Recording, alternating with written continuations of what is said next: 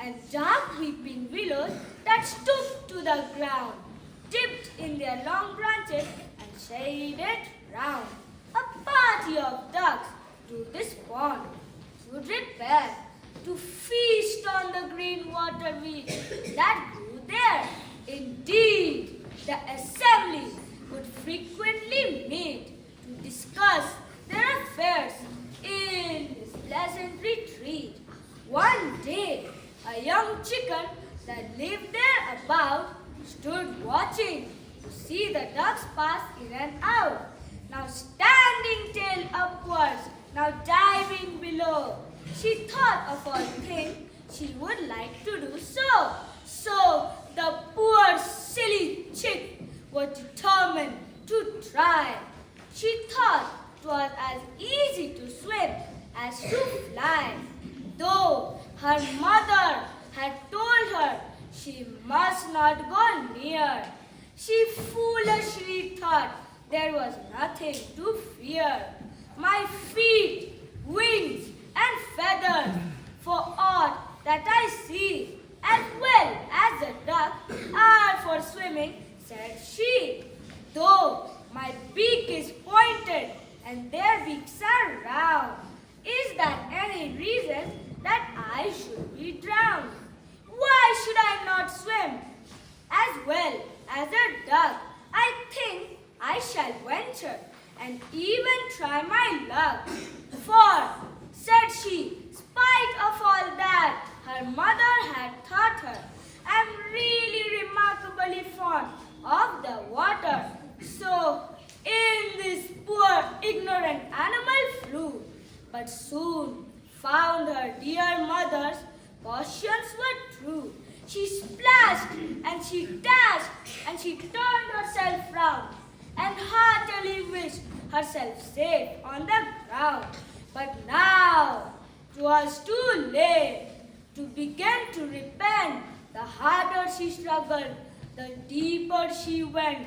And when every effort had vainly been tried, she slowly sank down to the bottom and died.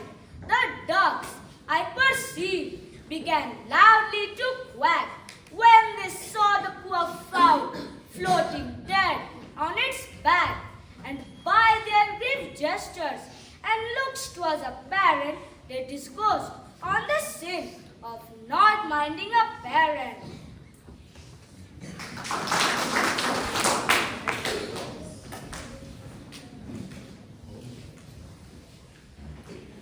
Mother and the Mouse by Faith Trexler. My mother is not the sort of mouse who'll squeal and faint and shiver. Darkness doesn't scare her. When it thunders, she won't quiver. When I decide to play up, she fixes me with a stare, one flashing look from her big eyes, and I just don't care to dare. So it was with shock one morning when I woke up from a dream to hear my valiant, mighty mom let out a high-pitched scream. I raced to see her perched up high upon the kitchen's sink, squealing like a baby bat right on the edge of break. I asked her what the matter was. Had the pressure cooker burst? Or had the oven touched her hand? I did expect the worst. She whimpered like a baby and pointed to a mouse who had the gall and timidity to enter into our house. I picked up a broom and shooed at it. I chased it into the hall. I almost whacked it sharply for driving Mummy up that wall. But it was quick and cunning and soon gave me the slip. It vanished into the hallway, into the garden skip. I ran into the kitchen. I helped my Mummy down. Trembling like an autumn leaf, she wore a frightened frown. I don't like mice, she whispered, her big eyes round with fear. I felt like superheroes do, so glad that I was near. I told her not to worry. With the mice, I was at war. I promised her that she'd be safe, for that's what sons are for.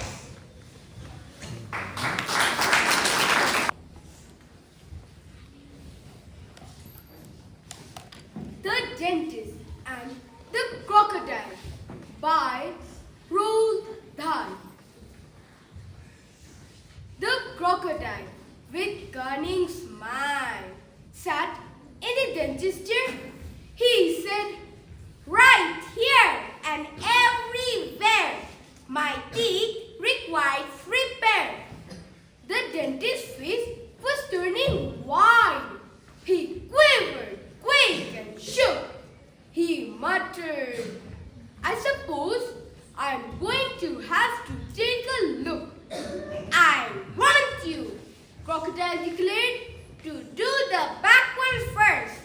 The molars at the very back are easily to the worst." He opened wide his massive jaw. It was a fearsome sight. At least 300 pointed teeth, all sharp and shining white. The dentist kept himself well clear. He stood 2 yards away.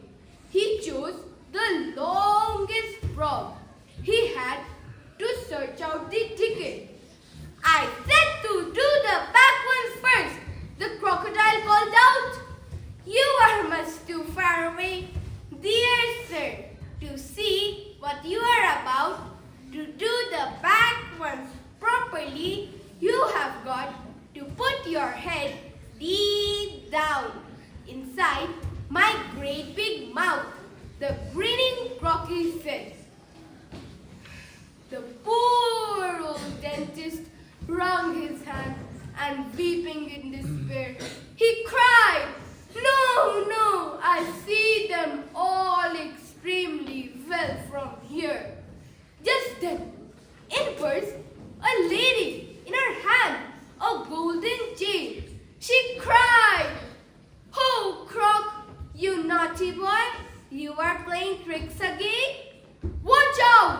the dentist shrieked and started climbing up the wall. "He's after me! He's after you!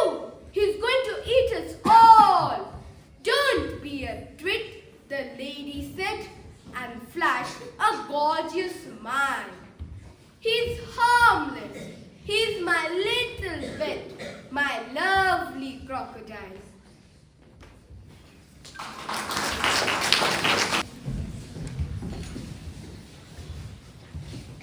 The Crazy Creatures Day. Anonymous. In a land of laughter, where creatures roam, lived a zany animal with a most curious home. He had socks on his ears and a hat on his feet, and danced in the morning with a silly beat. He ate chocolate cake for every single meal and drank juice from a bucket with the most eager feel. He played with his shadow and chased after his tail and made funny faces that would make you flail. He met a talking tree who told jokes so bad that the creature laughed loudly and made the tree feel glad. He met a silly squirrel who stood nuts in his hat and a rabbit who played drums with the most funky dad. The creature's day was filled with laughter and glee as he danced and played wild and carefree. He showed us all that laughter is free to a happy life full of joy and glee. Let's be silly and zany and have a ball and spread laughter and joy to one and all. Well, the silly acts and dance in the rain and make funny faces that bring joy and gain. The creature's laughter echoed through the world so bright as he juggled some eggs with the most wondrous sight. He tripped and he tumbled and fell on his face, but got up again with the most ridiculous pace. In class 4 category, in the 4th place is Pratik Kumar from Henry House. In the 3rd place is Debojyoti Chowdhury from Abhiraj House. In the In the second place is Ayushman Roy from Hunt House, and the winner in that category is Abhiraj Jayaswal from English House.